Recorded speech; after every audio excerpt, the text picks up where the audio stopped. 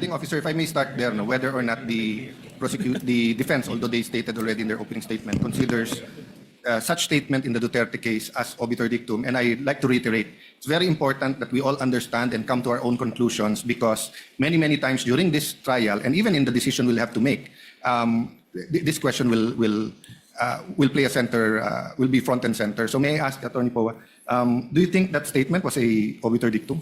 As stated, Your Honors, thank you for the question. Stated last week, Your Honors, it is our position of the defense that that is not obiter dictum, precisely because, Your Honors, it is our theory that when the Supreme Court decided the case of Duterte versus HOR, the point that the one-year bar was triggered is precisely because there was a violation of due process. That's why, if you read the decision, Supreme Court, through the words of course, Senior Associate Justice Marvic Leonen, painstakingly discussed what due process is actually in an impeachment proceeding. And in fact, there was a line in that decision that says that they wanted to clarify the guidelines on impeachment proceedings.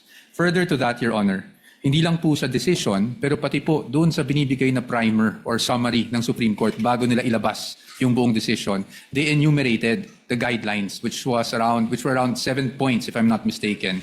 And the 6th point is actually on what is an impeachable offense.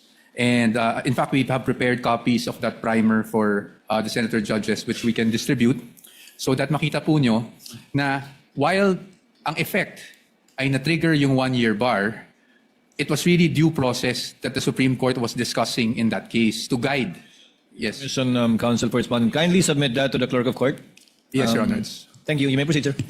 So while as I was saying, Your Honors, while yung ang end result is na-trigger yung one-year bar, and that's why void yung naging first round of impeachment, ang talagang pinag-uusapan ng Supreme Court dito is the observance of due process in every stage of the proceeding. And that is why it is very important na mapag-usapan natin na yung kasama doon is really kung ano ba talaga ang isang impeachable offense. At nakasulat doon, if I may quote, the basis of any charge must be for impeachable acts or omissions committed in relation to their office, meaning in relation to their impeachable office and during the current term of the impeachable officer.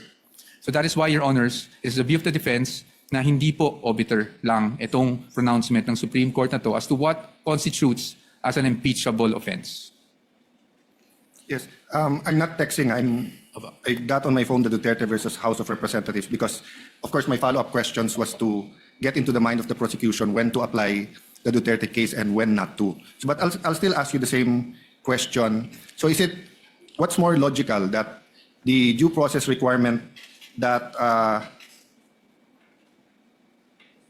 the acts committed should have been on the term is also applied to the other modes or just to the one-third mode? All modes of impeachment, Your Honor. That is our position. Kasi po, we would veer into absurdity, no? Na kung dun sa one-third mode tayo, ang impeachable offenses limited lang sa term, pero pagdating doon naman sa other mode, which dinaanan, admittedly, at yun ang dinaanan nitong current proceedings natin, mag-iiba ang definition ng impeachable offense. I do not see any logic on why there's a difference, because an impeachable offense is an impeachable offense. So para po sa atin, that should apply. And in fact, the Supreme Court did not make a distinction as to the guidelines that it laid down in that decision, Your Honors, please.